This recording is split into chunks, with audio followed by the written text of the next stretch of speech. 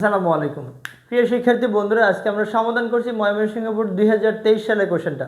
পদার্থের অবস্থা ও চাপ থেকে ময়মনসিংহ বোর্ড 2023 সালে যে কোশ্চেনটা আসছে সেটা অর্থাৎ প্যাসকেলের বল বৃদ্ধিকরণ নীতি এই থিমের উপরে, অর্থাৎ প্যাসকেলের বল বৃদ্ধিকরণ নীতি এই থিমের উপরে ভিত্তি করে কোশ্চেনটা আসছে।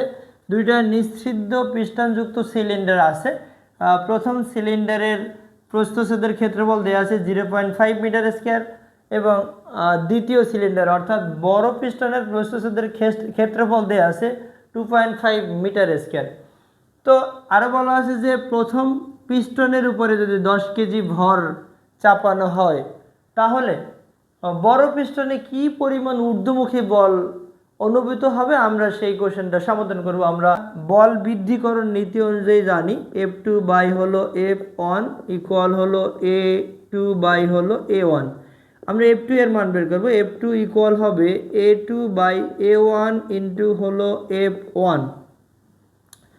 এখানে দেয়া আছে M1 ইকুয়াল দেয়া আছে 10 কেজি এবং এখানে A2 এর মান দেয়া আছে 2.5 মিটার স্কয়ার, A1 এর মান দেয়া আছে 0.5 মিটার স্কয়ার।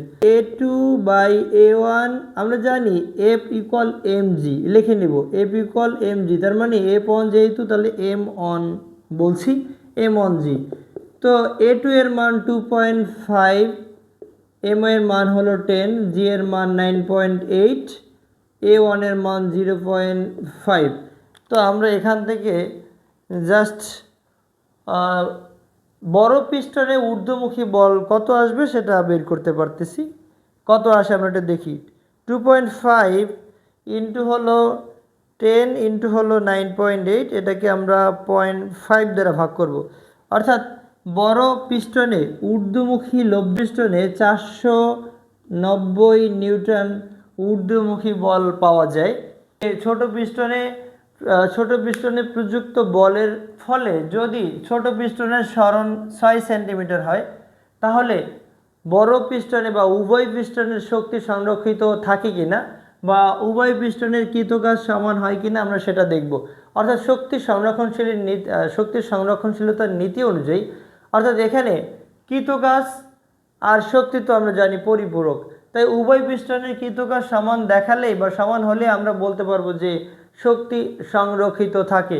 তাহলে ছোট পিস্টনে সমাধান করছি আমরা ঘ নাম্বার। ছোট পিস্টনের কৃতকাজ আমরা বের করতে পারি। ছোট পিস্টনের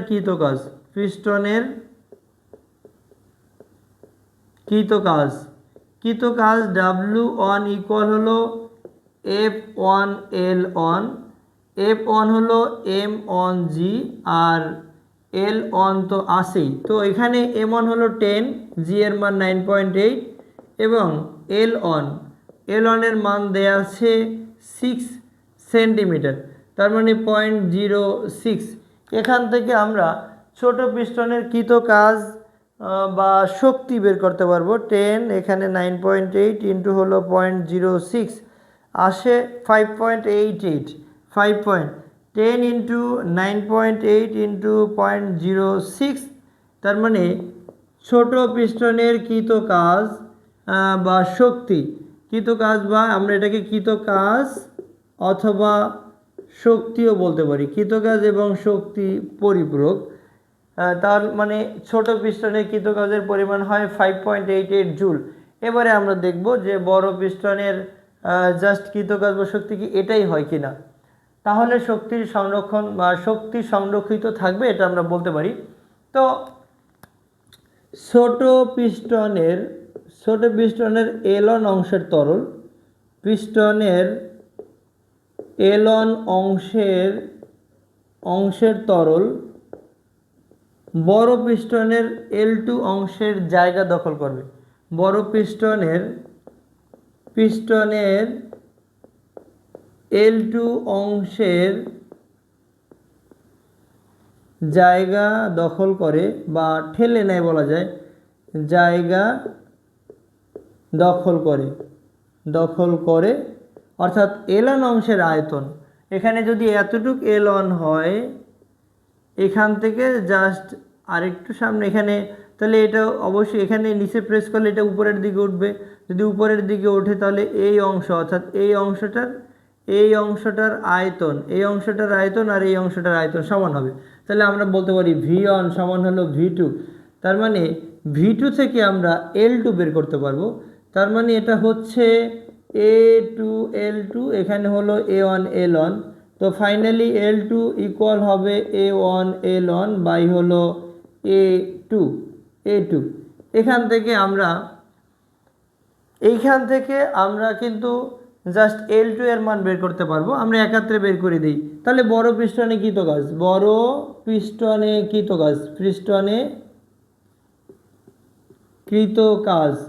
কৃত কাজ W2 ইকুয়াল হলো F2L2। F2 এর মান আমরা জানি 490 ইন্টু L2 এর ক্ষেত্রে হবে A1 হলো 0.5, L1 হলো 0.06, A2 এর মান হলো 2.5। এখান থেকে আমরা জাস্ট উভয় পিস্টনের বড় পিস্টনের কৃত কাজ বের করতে পারি।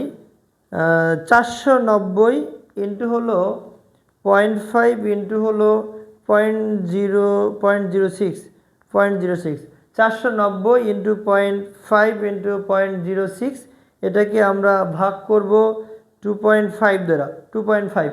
অর্থাৎ এখানেও আমরা এই বড় পিস্টনের কৃত কাজের পরিমাণটা পেয়ে যাই 5.88। তাহলে বলা যায় বড় পিস্টনের কৃত কাজ অথবা বল 5.88 জুল। তো বলা যায় যে যদি ছোট পিস্টনে 10 কেজি ভর চাপানো হয় তাহলে ছোট পিস্টন এবং বড় পিস্টনের উভয় পিস্টনের কৃত কাজ বা শক্তি সংরক্ষিত থাকে বা অপরিবর্তনীয় থাকে তা বলা যায়।